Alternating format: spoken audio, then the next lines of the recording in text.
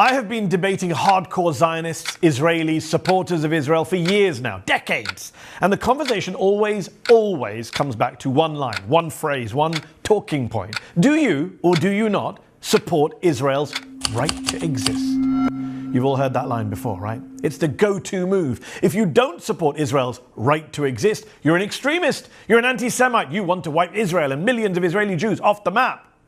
Even many critics of Israel are often left frantically conceding, yes, of course I support Israel's right to exist. But you don't have to concede on this point. It's a bullshit argument. Some of you may know I wrote a book about debating. And if you don't know, you know now. And today I want to share with you 3 arguments you can use if you find yourself stuck in a debate with someone who insists you recognize Israel's right to exist. Here's how you debunk their argument. Time for a debunking. Number 1. Right to exist where? Where? Where does this right to exist actually apply?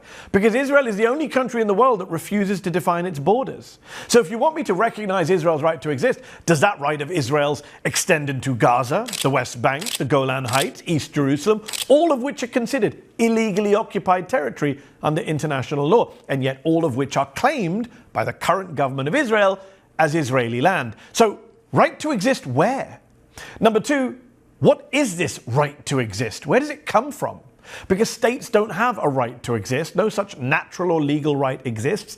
People, individuals have a right to exist. Human beings have that right. Not states, not countries. States change their composition, their governing structures, their ideologies, their regimes, their borders all the time.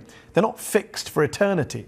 The USSR broke up into Russia and 14 other new states. Yugoslavia broke up into Serbia, Bosnia, Croatia, and the rest. Czechoslovakia split into Slovakia and the Czech Republic. What happened to the USSR's right to exist, or Yugoslavia's, or Czechoslovakia's? I mean, think about it. Does the UK have a right to exist? And if so, does that mean Scotland, for example, can never vote for independence? Would we say to Scots who voted in a referendum to be independent from the UK, sorry, you can't leave? That would be going against the UK's right to exist. Of course not. People have rights, not states. To be clear, there is no right for countries to exist, nor for countries to continue to exist. None whatsoever. And number 3, last but not least, if there is a right to exist, as they claim, does Palestine have a right to exist?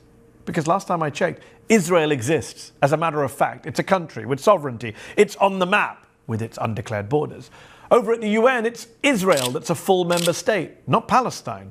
And it's the US, by the way, blocking Palestine's right to exist at the UN as a full sovereign